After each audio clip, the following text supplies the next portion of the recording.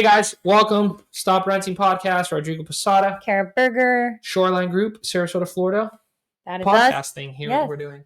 Sunny Florida. Yes, Sunshine. we're back to normal weather. Yeah, normal blue skies and warmth. We love it.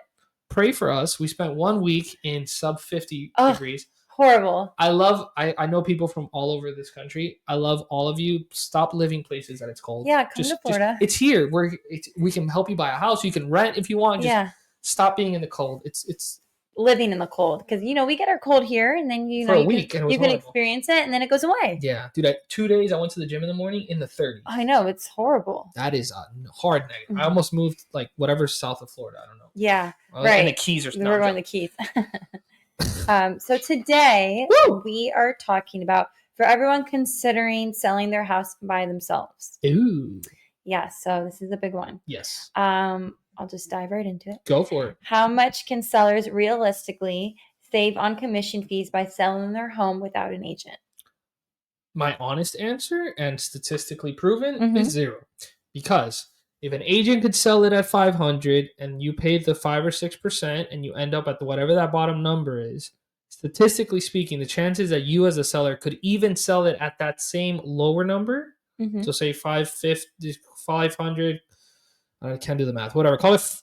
You list at 500. You sell after agent commission and closing costs. You're at 450. Yeah. The chances that you as a seller could sell that at 450 accurately, efficiently, without issues, very slim. And again, we've talked about it. If you go pending and you come back to the market because you made a mistake selling it yourself, that's going to affect it. Yep. If inspection mistakes, title mistakes, the seller's disclosure mistakes. The amount of things that you could do wrong that would cause you to be even lower than that 450, that net number after commissions, is through the roof. Yes, I know everybody has a friend who sold a house without a real estate agent, and agents are a scam. Yeah, we sold up on our own. Yeah, my cousin did it. He made $1 million. And how long ago was that? How many years ago? Because it's very different now. And I feel like even the people you're dealing with. Yeah, in the area. So the area. My sister lives in a smaller part of Georgia. It's a very small town. And again, there's not a lot of people moving there, and she sold it without a realtor. Yeah. Did she ask me a bunch of questions? Yes. Yeah. And I answered a bunch of her questions, but that's fine. But it did sell without an agent technically. More like not rural, but kind of. No, it's very rural. Yeah. So super exactly. rural. You could have agents, but you don't really need it. Correct. Not as much as any type of decently major city, even a middle-sized city. Yeah.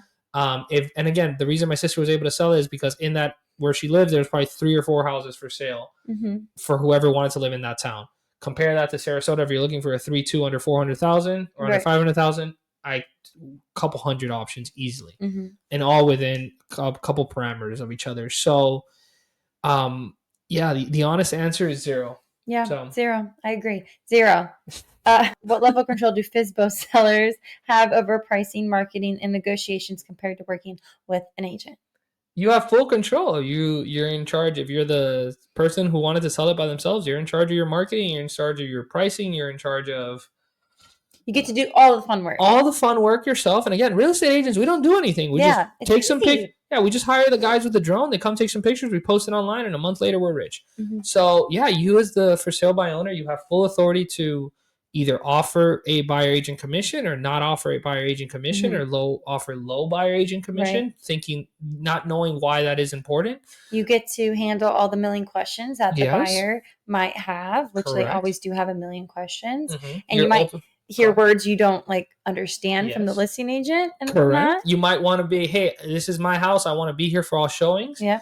And don't do that. What else to say? Please don't do that. They might not like your carpet and your paint wall color. And then you're going to get offended. This is really ugly. And then you're going to be like, well, what the heck? I put so much heart and soul into this home. This is my childhood home. How dare you? So we've talked about the emotional. Bro, I can't. We've talked about the emotional aspect of it, of selling it by yourself. It's way beyond commission. There's thousands of other parts, and we're going to talk about a lot of them today. But the emotional one there is very important. And then also from a legal perspective, because if you get asked certain questions, and either you're not as educated, either you don't know or you answering correctly, and somebody's wants to be funny, it's very easy to get sued. Yeah, I agree. Nobody believes me until the lawsuits come. So you get the calls from the lawyers. Yeah, and they're there. They love it. The lawyers will come. They make money. They'll come. Yeah, they're like, sure, okay. Sure, that's a good reason to sue. Are there certain market conditions on or property types where selling for sale by owner is more likely to be successful? Like I said, if you're in a really small town, very specific property, the one I always like in Sarasota, we have price ranges from a couple $100,000 up to like, I think the highest one is like 30 million that we have currently listed. My honest answer is if a $30 million, and that's listed with an agent in our brokerage, if a $30 million house has a seller's agent, then every other house under that needs an agent. True. That's my honest opinion. Because that is literally, I can't think of a better marketing by itself. If the seller wants to do it by himself, it's the most expensive house in Sarasota, and it's worth it. It's gorgeous. Right, it is. But if that house, and for good reason, I'm glad it has a listing agent, your $300,000, $400,000, $500,000, even $2 million house, you need a listing agent. Right, because 1,000%. No matter how good you could market it yourself, just get a listing. It's a different clientele too when it's something like that. Correct. And it's a different way to market it. Every price point has different marketing. Yeah. My point is moreover, like if that house requires marketing with all of social media and all the internet and everything these days, then every other house under that requires like good every home. Every home. Exactly. Yeah. Basically. If it would sell for more money, if for sale by owners sold for more money and were more efficient, then more people would do it and it would work and the numbers speak for themselves. Yeah, it's very true. Exactly. And the majority of the calls, this is just so you're aware for sale by owners, the majority of the calls you're going to get are not from buyers. They're going to be from agents who want to list your home. And you're going to get annoyed. Yeah, and very annoying. Very quickly. What are some effective ways for sale by owners sellers can market their homes without access to the MLS? So Zillow, you can go on Zillow and prove that it's your home and list it on there. Right, because you can't post it. You can't post the MLS, right. But Zillow allows you to like as the owner. I don't think Realtor.com does. I'm sure there's a bunch of smaller websites. Yeah. You can send it to your Facebook friends. You can post it on Facebook. You can post it on Instagram. If you're on the TikTok, while it's here with it. On the TikTok, you can put it on Twitter, X. You can put it on LinkedIn. You can put it everywhere. YouTube videos, YouTube Shorts. All the socials. Just if you really want to market it yourself. If you really want to, good luck. Can for sale by owners sellers offer commission to buyers agents to attract more buyers, and how does that work? Yes, I'm glad that question's in there. So that's one. I personally do not call for sale by owners to try to get the listings, but I know a lot of agents who do and are very successful at it. And one of the main things that the for sale by owners, the main objective is bring me a buyer, I'll give you 2% or 3%. That's good. And my honest answer to that, and most good listing agents who call for sale by owners will say that's good. You've already you already understand the concept enough that you need to offer something to the buyer side. So it's a pretty small stretch from I'm offering 3% for a buyer's agent only to I'm offering 6%, 3% for my agent to represent me properly and get me most money, and then 3% for the buyer side that you already understand why. So yes, for sale by owners can offer commission. It's your house. You can do whatever you want. Right.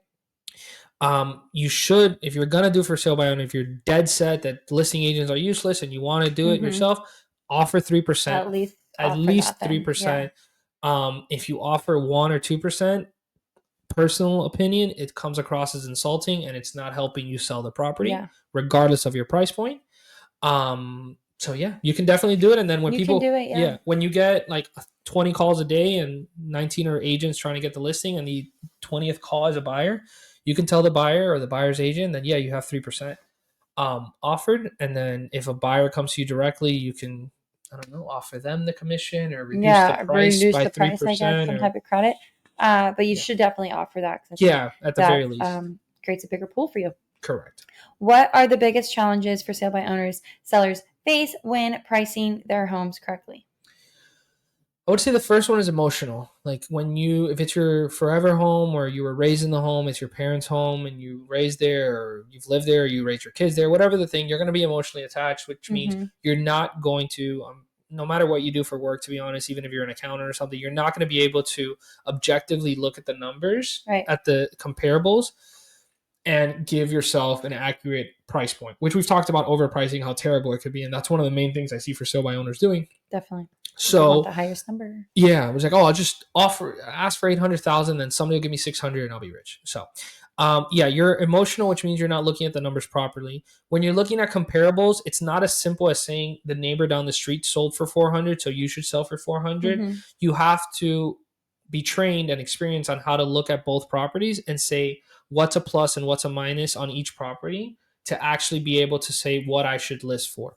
So a lot of people think, oh, one of my neighbors sold at 400, the other one sold at 450, and then this neighbor sold at 380. My house is worth 600. No, you have to be trained on how to look at a comparative market analysis and derive a price. Sometimes it's as simple as price per square foot. Many times it's not. So yeah, it's one of the hardest ones to get right. And it's something that once you make that mistake and you list it at the incorrect number or you overprice it, you've already shot yourself in the foot because by the time you lower it, after 2 weeks of no showings, you're already on the back foot. So yeah, I agree. You missed the first strike. You did. How do for sale by owner sellers protect themselves from legal risks during contracts, disclosures, and closing? So not only the overpricing, but in legally speaking, so all our listings and most listing agents will have what's called a seller's disclosure. There's certain material facts that you have to disclose regardless as the listing agent and the owner, structural issues, major things that are not visible, but if you know about them, you have to disclose them. Right. The main way to do that to cover your butt is to use a seller's disclosure. And you fill it out. It has, I think, 4 or 5 pages, and it has a bunch of line items, and it asks you every question that you know about your house. And then you initial yes, no, or I don't know, and then you explain whatever you do know. So that's one of the ways when you have a listing that you protect your seller. You tell the buyers, hey, we've filled out a seller's disclosure. Please review it. That's all the information my seller knows. If you're a for sale by owner, I guess you can download it. I would highly recommend it because, again, if it's not something that's visible and it's a major issue that comes up later, you could be liable. Yeah, so save everything. Keep that file together. What marketing limitations do for sale by owner sellers face without professional photography, staging, or agent networks? Photography. Do not ever take pictures on your phone and post it online. I don't care about the price point. So pictures, we've beaten that horse on other episodes. The importance of professional photography, the importance of a good description. What was the other one? With the agent networks or staging? Oh, staging, yeah. Staging, I mean, I feel like makes such a difference. If you can do it, and if you don't have your furniture in the house and you need to make it look nicer, it gives people an understanding of like what the home could look like and how cozy it is and what, their table would look like here and their couch. Photography makes all the difference. Like you said, if you post a picture and it's a very dark room and it looks disgusting and scary, or you take a picture in the bathroom and you can see your reflection. Yeah, you can see it's like people do really weird stuff with pictures. But that, like, me as an agent, I would see that and be like, oh gosh, this is scary. We shouldn't go there. I would be like, we could see this one, but like this is what it looks like. I'm not sure.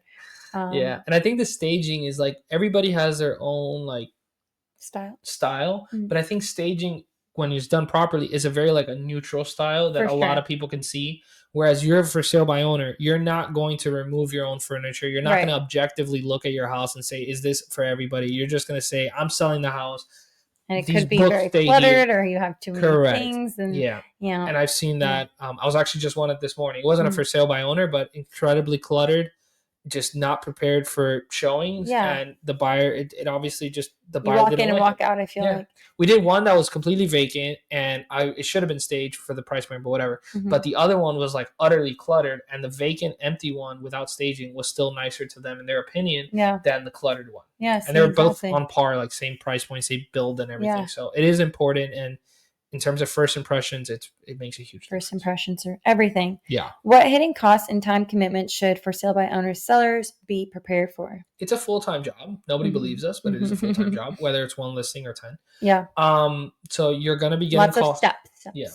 You're going to, exactly. Even in just like the showing part of it, if you want, I can't even imagine how you do all the documentations yourself and the inspections and the earnest money and title and mortgages, but whatever. Let's just talk about like from when you list it for your sell by owner and then until you get somebody to tour the house. I feel like is already such a big issue. First of all, I promise you, depending on the city, but more than likely, you're going to get dozens and dozens of calls from agents who want to talk you into listing it with them, which you should talk to them and find the best one and list it, but whatever. So at one point, you're probably going to get annoyed and stop answering your phone, which means people are going to prospective buyers, even if they do see the house, are going to call you, and you're either going to answer unhappy or you're not going to answer at all because you think it's another listing agent trying to get the listing. So there's going to be a lot of phone calls, a lot of text messages, a lot of time just to get a showing, and let's hope that showing goes well. I don't even know where you guys are going to get the contract from. Hopefully there's a buyer's agent and you're paying them commission. If it is, the buyer's agent will prepare the contract. You as a seller, you should probably pay a law firm to review the contract because the buyer's agent could definitely sneak something in. And whether you miss it, you don't know how to read a 13-page contract as is contract or a standard contract. So yeah, there's so much hidden costs. There's so much hidden costs. And I wonder how many times that actually has happened where like a for sale and the buyer's agent, like I personally, I'm not unethically, but if I'm representing my buyer and it's a for sale by owner and I am getting a commission, I'm getting my buyer the best contract possible. Like And if it's not my fault if the seller is signing something and they don't understand. You're not thinking about the seller because you're not representing the seller. So it's up to the seller to just do their due diligence and make sure they know what they're doing. Yeah. And if they don't, then that's on them. That's on them. They signed the contract. So, and if you ever take the time, it's funny because even if you read an entire like as is contract, there's so much, it's all legal jargon. So even if you understand it, it's to read it in layman terms. Yeah. It's very easy to bypass what it just said and what your actual obligation from the buyer or sell side is. So we've talked about that. You should have a listing agent to make sure that the offers are coming in are actually what you think it is and not just this price and close in 3 months or 2 months, whatever. So yeah, a lot of time, a lot of legal things to take into consideration and a lot of pitfalls that. Yeah, it's just a lot of work. So if you're ready and you don't have anything else to do and you can handle that, then perfect. Yeah. And that's it. That's it for sale by owner. Yeah. Cool. Thank you guys. Bye.